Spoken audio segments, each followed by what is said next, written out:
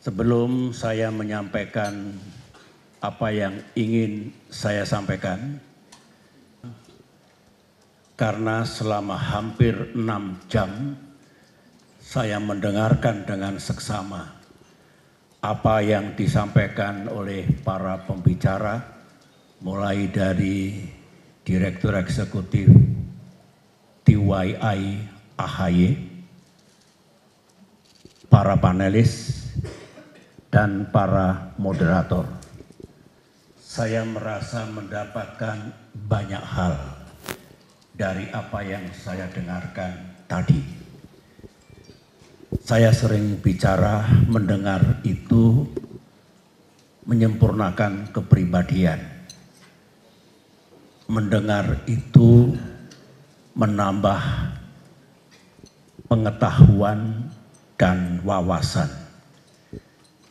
Mendengar itu menghemat seseorang, termasuk saya, untuk tidak membaca misalnya 10 buku yang memerlukan waktu berhari-hari, karena cukup dengan mengambil intisari apa yang disampaikan oleh siapa yang patut kita dengar.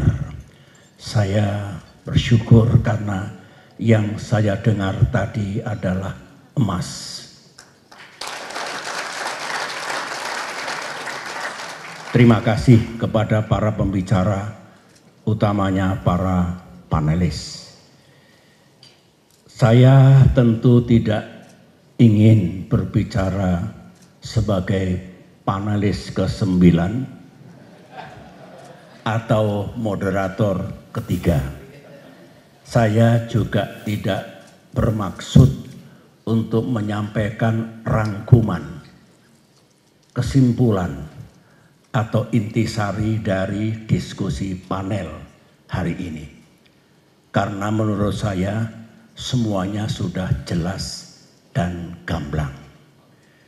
Saya hanya ingin cerita sedikit untuk melengkapi apa yang tadi dibicarakan dalam forum ini, termasuk interaksi yang sangat berharga antara panelis dengan peserta pertemuan hari ini.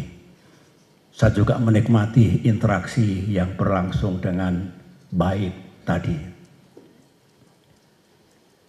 Kemarin setelah sama-sama memperingati Hari Raya Idul Fitri, 1 hari kemudian saya sedikit beristirahat di Cisarua. Ada satu kawasan wisata kecil yang bernama Damar Langit. Tujuan ke sana tiada lain adalah untuk melukis. Alhamdulillah, hobi saya yang baru. Hampir 4 tahun saya melukis, ternyata membawa kebaikan yang luar biasa bagi saya. Kemarin saya lukis ada 6 lukisan landscape yang indah di tempat itu, mengabadikan Gunung Pangrango, Gunung Salak, dan pemandangan yang lain. Tetapi malam hari saya terganggu dengan betapa maraknya, betapa keotiknya dunia sekarang ini lantaran makin intensif yang disebut dengan perang tarif, balas membalas satu sama lain. Termasuk berita bahwa Indonesia juga dikenakan tarif sebesar 32%. Di tengah malam saya memanggil staf saya, Kolonel Tumpal, coba saya ingin menulis sesuatu. Tidak akan saya lepas dalam bentuk tweet, karena saya tahu sebagai seorang yang pernah memimpin negeri ini, saya harus hemat bicara dan berhati-hati dalam bicara. saya akan memastikan setiap yang saya sampaikan politically correct. Dan itu bagi saya etika. Ditulislah 7 butir bagaimana sebaiknya Indonesia menyikapi yang baru saja disampaikan oleh Presiden Donald Trump. Setelah saya lepas, saya kembali ke Jakarta dan 1-2 hari kemudian saya mendengarkan kebijakan pemerintah Indonesia untuk merespon apa yang dikenakan oleh Presiden Trump tersebut. Saya bersyukur karena yang dijelaskan oleh para menteri Indonesia, tentu termasuk Presiden Prabowo Subianto yang saya dapatkan dari berbagai sumber, itu boleh dikatakan 80% sama dengan apa yang saya pikirkan, dan kalau bisa saya rekomendasikan kepada pemerintah Indonesia. Saya khawatir kalau Indonesia terlalu reaktif, lebih emosional dan kurang rasional ketika kita menyadari kita ini siapa, dunia seperti apa, Amerika Serikat seperti apa. Kita harus tahu kemampuan dan batas kemampuan kita. Kita harus tahu apa yang bisa Indonesia lakukan dan apa yang tidak bisa Indonesia lakukan. Oleh karena itu, saya melepas tweet, hanya beberapa butir tweet yang merupakan dukungan saya kepada pemerintah Indonesia A, B, C, karena saya pandang tepat. Kemudian juga bertepatan dengan gonjang-ganjing pasar modal dan pasar valuta asing. Saya juga mengikuti, meskipun sekali lagi saya lebih bergulat sehari-hari sebagai pelukis, sebagai seniman. Saya berikan juga dukungan kepada otoritas moneter dan otoritas fiskal yang menurut saya yang dilakukan memang diperlukan untuk menenangkan pasar, menenangkan masyarakat kita. Tetapi pada alinea berikutnya lagi, saya mengingatkan bahwa termasuk yang ada dalam 7 butir yang saya pikirkan di damar langit yang belum sempat dikeluarkan, Indonesia memang harus bergerak cepat, tapi siap-siap berlari jauh. Nobody knows sampai kapan kehebohan, gonjang-ganjing, chaos, disorder yang terjadi di dunia ini bukan hanya berkaitan dengan ekonomi, tapi juga berkaitan dengan geopolitik dan keamanan internasional. Oleh karena itu yang paling tepat menurut saya, for us, untuk Indonesia, berjaga-jaga, melakukan antisipasi, mempersiapkan segalanya. Jika yang terburuk datang, Indonesia sudah siap. Memang ada yang mengatakan hoping for the best and preparing for the worst. Itu bagus, tapi itu menurut saya lebih pasif. Menurut saya, more than that, kita juga harus say something, do something, and menjadi part of the solution. Saya yakin Indonesia bisa. Dengan apa yang kita miliki sekarang ini, kita adalah punya kemampuan sebagai middle power untuk engage constructively di kawasan kita ataupun di dunia, baik dalam kaitan ekonomi, politik, dan keamanan internasional. Hadirin yang saya hormati, menurut pandangan saya, 30 tahun saya mengabdi di TNI, sebagai jenderal saya tahu tentang geopolitik, tentang situasi perdamaian dan keamanan dunia, tentang seberapa vulnerable, seberapa riskan kawasan kita. Misalnya terjadinya perang besar di Asia Timur dan Asia Tenggara, perang besar di Timur Tengah, perang besar di Eropa. Saya tahu. Dan anything can happen. Kalau situasi geopolitik, politik internasional masih seperti ini dan bahkan makin eskalatif. Saya membaca 2 buku novel yang saya beli di Jepang dan yang kedua di Chicago, yang judulnya adalah, atau tema dari novel itu ditulis oleh seorang mantan admiral, paham tentang situasi peperangan di laut, yang menggambarkan tahun 2034 sangat mungkin terjadi perang besar di kawasan Asia Tenggara dan Asia Timur. Satu lagi buku yang mirip, 2054 sangat mungkin terjadi peperangan besar pada tingkat global. Setelah saya baca dengan seksama, saya punya pikiran lain sambil berterima kasih. Karena itu realistik sekali, bisa miscalculate, bisa terjadi insiden on the ground without superior military orders, tetapi can happen kalau situasinya panas seperti ini. Oleh karena itu, sambil menikmati novel itu, saya berpendapat dunia sebenarnya masih punya resources, masih punya jalan untuk mencegah terjadinya perang besar itu, baik di Mandala Pasifik, Mandala Timur Tengah maupun Mandala Eropa. Can be avoided, can be prevented. Oleh karena itu, Indonesia harus bisa menjadi bagian, utamanya di Mandala Asia Pasifik, untuk mencegah peperangan besar seperti itu yang pasti akan menimbulkan keporak-porandaan kawasan kita, dunia kita. Jadi pertama saya ingin mengingatkan dari sisi geopolitik dan keamanan internasional yang juga menjadi bagian dari diskusi panel kita hari ini. Yang kedua, tentang dinamika ekonomi global.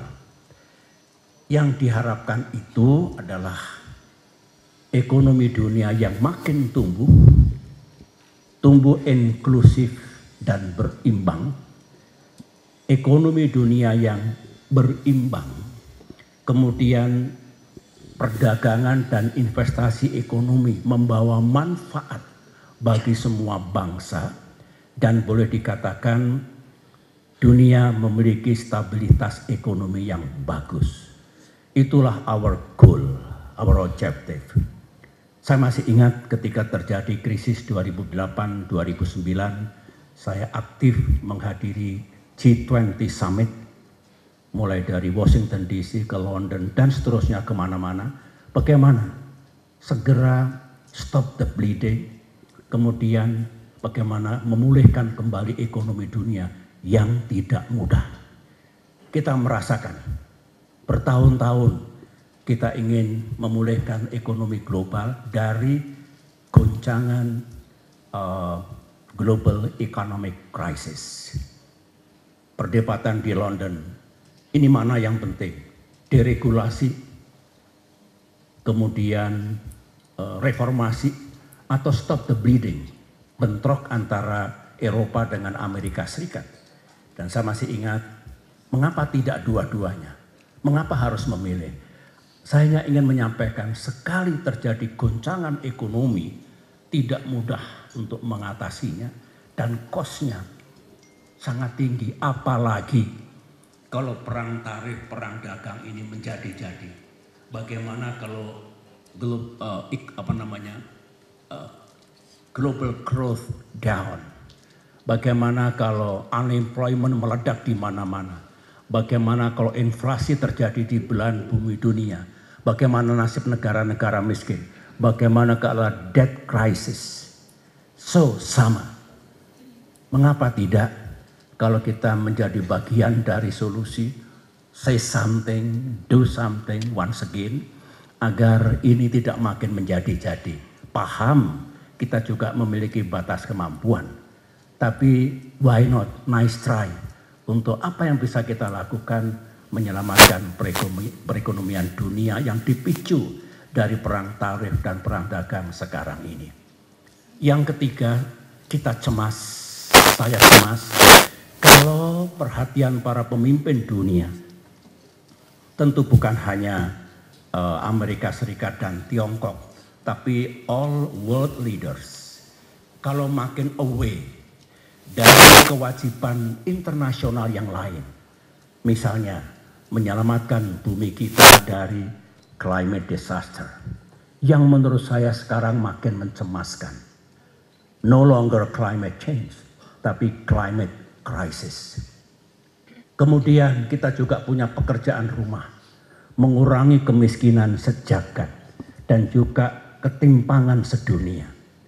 Itu juga global agenda yang sangat penting karena diinginkan oleh semua bangsa di dunia. Nah, makin kita memusatkan pikiran kita, hari-hari kita hanya untuk perang dagang yang mungkin dampaknya buruk, demikian juga pendekatan dalam mengatasi persoalan regional melalui geopolitik of power, melalui perang, melalui apa-apa yang merupakan hard power, ciri dari power politics seperti itu yang sebetulnya makin menjauh dari kewajiban global yang lain. Kita dari mimbar ini, dari bumi Indonesia harus juga ikut bicara. Jangan diam. Politik bebas aktif tidak berarti diam, tidak berarti tidak berpendapat.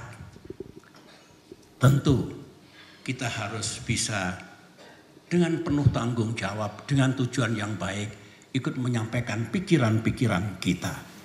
Forum seperti ini adalah cikal bakal atau embrio dari kepedulian kita terhadap permasalahan dunia. Yang kelima agendanya, tadi saya sudah bicara 1, 2, 3, 4 dari geopolitik dan keamanan internasional, global economy, combating climate change, kemudian reducing global poverty and inequality. Yang kelima adalah ini menjadi keseharian dunia nanti, yaitu bagaimana teknologi termasuk AI menjadi bagian dari kehidupan manusia sebumi. Disruptions, misuse of technology, perang menjadi sangat berbahaya dan sebagainya. Inilah pekerjaan-pekerjaan besar menurut saya, meskipun detailnya sudah kita bahas tadi di ruangan ini, tetapi saya justru membawa ke sesuatu yang lebih fundamental, lebih besar, semacam big picture dari seperti apa dunia kita sekarang ini, apa agenda dan tantangannya, dan bagaimana kita semua menjadi bagian untuk mengatasi masalah itu. Soal ASEAN, saya senang sekali ada pandangan-pandangan tadi. 10 tahun saya sangat aktif dalam ASEAN. Perubahan ASEAN Charter, saya juga aktif di dalamnya. Tidak boleh kita hanya bersandar, ASEAN tidak boleh saling mencampuri urusan dalam negeri masing-masing. Ada klausul yang lain. We have to respect democracy, human right, dan juga the rule of law. Bagaimana kita menyandingkan. Tadi Bung Rizal Sukma, mungkin diperlukan chapter yang lain. Welcome. Saya pernah berbicara dengan Angela Merkel, Chancellor of Germany di Cannes, Prancis pada saat G20. Saya tanyakan, rupanya di Uni Eropa ada masalah yang rumit. Iya, nggak selesai-selesai, tidak mudah pengambilan keputusan. Enak ASEAN. ASEAN itu nggak terlalu structured, tidak rules based, malah mudah. Melihatnya begitu, padahal ASEAN juga ingin bagaimana kita more structured, more rules based, termasuk decision making process. Oleh karena itu, tidak ada yang mentabukan merubah sebuah charter ASEAN. Sebagaimana our dream melihat kembali UN Charter misalnya. sampailah saya kepada apa yang akan terjadi di dunia ke depan ini. Ini sementara, musiman, atau ini awal dari the end of world order. Setelah perang dingin dan sebelumnya setelah perang dunia kedua. Akankah UN Charter akan ditinjau dan diubah? Apakah Bretton Woods Institute juga akan sirna? Apakah jerih payah dulu di San Francisco menggagas berdirinya PBB, pengganti Liga Bangsa-Bangsa yang ternyata tidak efektif setelah Perang Dunia ke-1 berhasil dulu. Ini menjadi pikiran kita semua. Seperti apa yang akan terjadi? Mudah-mudahan kalau ini akan terjadi chaos baru pada tingkat dunia, sebagaimana yang pernah kita dengar kalau ada bencana besar karena lempeng tektonik kita bergerak, tsunami contohnya di Aceh. Ada pelepasan energi di sana sini. Setelah itu terjadi keseimbangan baru. Kemudian move on menuju ke masa depan. Akankah dunia kita kalau ini terus berlangsung makin memburuk, terjadi goncangan besar, kata Pak Wamenlu tadi, ini barangkali blessing in disguise, itu bukan kata-kata saya. Tetapi mungkin kita tidak tahu rencana Tuhan. Ya, apa yang akan terjadi? Tetapi harapan kita, kalau terjadi sesuatu yang buruk, ya Allah, ya Tuhan, jangan berlama-lama, segera berikan kami jalan baru, situasi baru, untuk membuat dunia ini makin bagus. Yang menguntungkan kita semua. Sangat mungkin seperti itu. Kemudian yang terakhir Indonesia.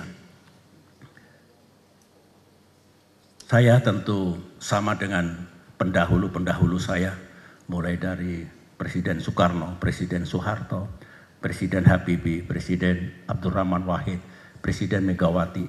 Saya kira sama dengan penerus saya, Presiden Jokowi dan Presiden Prabowo, tentu ingin melakukan yang terbaik untuk negeri ini bersama pemerintah yang dipimpin oleh masing-masing presiden. Memang dalam dunia politik internasional, dalam hubungan internasional ada sejumlah school of thought, aliran pemikiran, ada yang sangat menyukai realisme, ada yang menyukai liberalisme, ada yang menyukai idealisme. Kalau saya lebih realistik, saya senang realisme, tetapi jangan membuang semua niat baik dari liberalisme, kerjasama dunia yang bagus, multilateralisme misalnya, juga dengan liberalisme dan idealisme. Pada saatnya kita bisa memilih mana yang paling tepat dan dalam konteks apa. Setiap negara pasti mengutamakan kepentingan nasionalnya masing-masing. Tidak ada yang tidak meletakkan kepentingan itu menjadi prioritas. Indonesia first misalnya, Amerika first, Russia first, China first, semua negara first. Tetapi ada kewajiban internasional kita. Ada kewajiban moral kita. Misalnya, kalau dunia tidak bergandengan tangan untuk menyelamatkan bumi kita, untuk mengurangi kemiskinan sejagat. Saya juga aktif dulu dalam merumuskan SDGs dengan teman-teman dari sejumlah negara. Kalau kita tidak berkolaborasi, bekerja sama, tidak akan tertangani. Sehingga tidak bisa dihindarkan dalam dunia realisme yang namanya nasionalisme, proteksionisme, unilateralisme, seperti itu. Tetapi tetap ada ruang untuk kerjasama internasional, collaboration, multilateralism, dan sebagainya. Dimulai dari ASEAN, rumah kita, dan dimulai dengan semua yang mencintai dunianya makin baik dan makin maju. Itulah sebetulnya yang ada yang terjadi di dunia saat ini. Oleh karena itu kita harus terus mencermati perkembangan, ya, day by day, night after night. Tetapi kita jangan kehilangan pikiran yang jernih bahwa oke, ada masalah itu, ada isu itu. Tapi selalu ada cara, selalu ada jalan, selalu ada resources yang bisa kita gunakan. Itulah menurut saya hanya mengingatkan, saya tidak masuk pada detail yang disampaikan benar semua, tapi in the long run, dalam konteks yang besar, bagaimana kita hidup berdunia, hidup bernegara, hidup di negeri sendiri ini yang paling tepat. Saya kira itu saja yang ingin saya sampaikan, dan saya mengucapkan terima kasih sekali lagi atas nama The Yudhoyono Institute, kehadiran dari hadirin sekalian. Saya juga senang sekali para duta besar berkenan hadir dalam acara ini, juga kalangan anggota parlemen dari kampus, mahasiswa, dari komunitas pendidikan, TNI, dan semua pihak. Mudah-mudahan ini salah satu contoh yang baik kita bersatu. In crucial things, unity. Dan kemudian kita patut untuk sekali lagi menjadi bagian dari solusi dan masa depan dunia yang lebih baik. Terima kasih. Assalamualaikum warahmatullahi wabarakatuh. Terima kasih kepada Bapak Asri.